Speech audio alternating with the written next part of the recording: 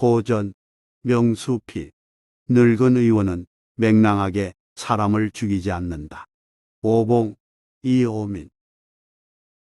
오봉 이호민은 1584년 과거에 급제한 이후 뛰어난 문장으로 이름이 높았습니다.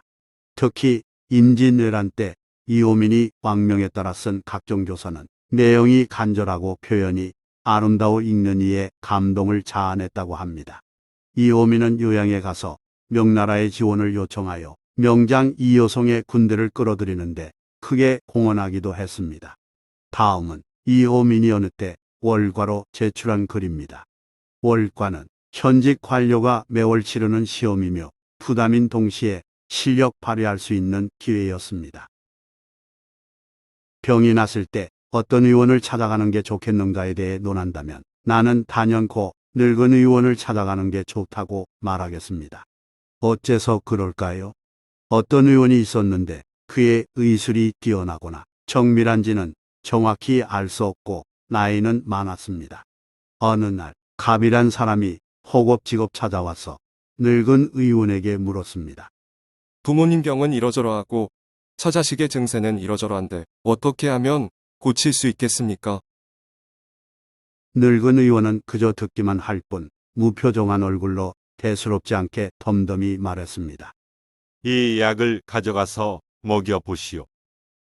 손님이 그 약을 보니 민간에서 쓰는 흔하디 흔한 처방으로 중환자에게는 어딘지 부족할 것처럼 여겨졌습니다. 기분 나빠진 갑은 떨떠름한 얼굴로 돌아와서는 화내며 사람들에게 말했습니다. 부모님과 처자식의 증세가 위급해서 내가 달려갔는데 놀래거나 마음 쓰는 기색 없이 예사로 듣고 이 약이나 한번 써보라고 하더군. 어쨌든 그 약을 한 첩 써보았더니 별다른 차도가 없었습니다. 갑은 그 약을 모두 내다버리고 다른 의원을 찾아 나섰습니다. 시장에 가보니 마침 어떤 의원이 좌판을 버리고 앉아 있었습니다. 그 의원은 얼굴이 잘생겼고 말에 조리가 있었습니다. 그는 금괴와 옥함에 든 의서를 좌우로 버려놓고 인삼, 복령, 지처, 백출 따위 여러 약재를 앞에다 쭉 늘어놓고 있었습니다. 갑은 그 의원에게 다가가서 가족의 증세를 말하고 치료 방법을 물었습니다. 현재 상태가 이럴진데 어찌해야 합니까? 얼마 전에 다른 의원에게 이러저러한 처방을 받아 약을 다려보았지만 아무 효과가 없었습니다.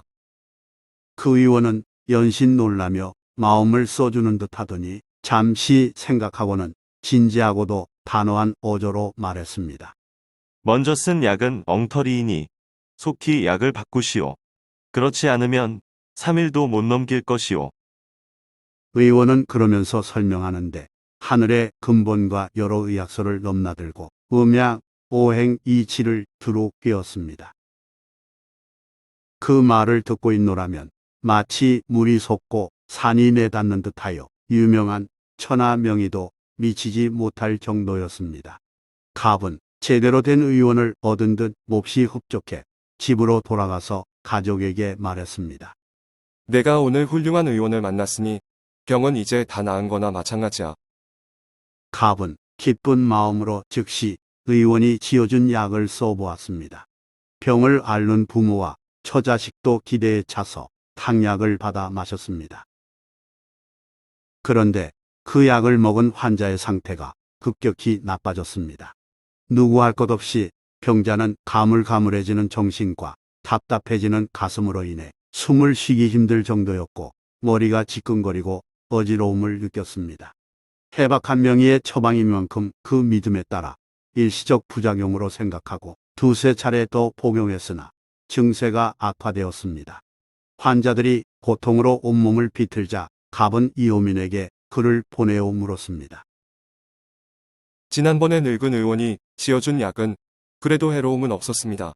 하지만 시장 의원이 지어준 약은 시원시원하고 그럴싸한 그의 설명과 달리 효과는 없고 증세만 더 심해졌습니다. 어째서 그렇습니까?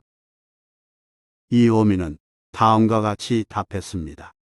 큰 지혜는 한 곳으로만 치우치지 않고 지극한 도는 평범한 데 있으므로 오로지 경험 많은 의원이라야만 그 이치를 아는 법이네. 늙은 의원은 그것을 알고 있는 것이라네. 자네가 앞서 늙은 의원에게 부모 처자의 병을 말했을 때 그도 사람인데 어찌 애처로운 생각이 들지 않고 구하고 싶은 마음이 생기지 않았겠는가? 그런데도 늙은 의원이 놀란 기색을 나타내지 않고 별일 아닌 듯이 태연히 말한 까닭은 이미 많은 병을 겪었고 경험을 쌓았기 때문일세. 그래서 먼저 기사회생을 도모할 방책이 서고서야 처방을 내리는 것일세. 그러니 어떠한 고질병도 그의 의술을 어지럽히지 못하지. 이와는 달리 환자의 보호자가 이미 놀란 마음으로 병을 말할 때 의원이 먼저 두려운 기색을 보이면 보호자는 반드시 더 놀라서 겁먹고 발피를 잃어 정신이 없을 것일세. 환자의 마음이 먼저 불안해서 동요하면 그 해로움은 심각하다네.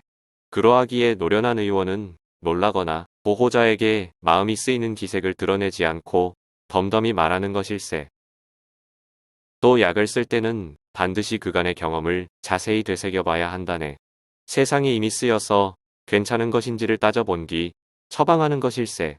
이상이 없는 한도 내에서 기이한 것을 쓰고 새로운 것을 만들되 안전을 추구하는 것이지. 그걸 다 따지고 나서 처방을 내리니 사람에게 대체로 이상이 없지. 사람의 병이 어찌 신선들이나 먹는 진귀한 약으로만 낫겠는가? 늙은 의원의 말은 간단하면서도 심오한 이치가 담긴 것으로 여러 고민을 거듭한 끝에 나왔으니 한 번 복용해서는 효험을 볼 수 없다네. 그럼에도 불구하고 자네는 어찌하여 두 번, 세 번 복용시키지 않고 곧바로 약을 바꾸어 버렸는가? 늙은 의원의 약은 비록 효험이 당장 나타나지 않더라도 사람을 맹랑하게 죽이는 일은 결코 없을 걸세. 더구나 반드시 효험이 없는 것도 아닐 텐데. 시장의 떠돌이 의원은 그렇지 않지. 그는 의서를 읽었으나 실습을 해보지 않아서 의술 따로 병 따로라네. 다시 말해 약은 만져보았으나 그것을 써보지 않았던 것이라네. 물고기 따로, 통발 따로인 셈이지. 환자의 증세를 들어도 어떻게 해서 병이 생겼고 어떻게 해야 치료되는지를 모르므로 자기 의술에 미천이 들통날까 두려워 일단 자네의 말을 듣고는 놀라는 척하고 반응한 것이라네. 그리고는 상대의 묻는 말에 대답할 자신이 없으므로 질문할 틈을 주지 않기 위해 그럴듯하게 떠벌리면서 온갖 지식을 동원하여 자신의 능력을 과시한 것이네. 그의 말이 얼핏 조리 있게 들릴수록 사실 그 의술은 이치에 맞지 않다네. 또 사람들이 늙은 의원의 말을 들으면 혹 자기 의술 수준의 낮음이 드러날까 두려워서 3일도 못 넘길 것이라고 공갈을 친 것이네. 이런 짓은 어진 일을 모함하고 자신의 이익만 챙기려는 고약한 신보일세. 놀라는 척하고 깊이 생각하는 척하며 모든 것을 다 아는 듯이 말을 잘라서 하나 실제 의술은 없으니 이것이 곧 남을 홀리는 것이네. 그런데도 자네는 떠돌이 의원의 말이 단호함만 보고는 이 의원은 반드시 병을 고칠 것이다 라고 단정했으니 이는 제대로 판단하지 못한 것일세. 좋아요 및 구독은 영상 제작에 큰 힘이 됩니다. 고맙습니다.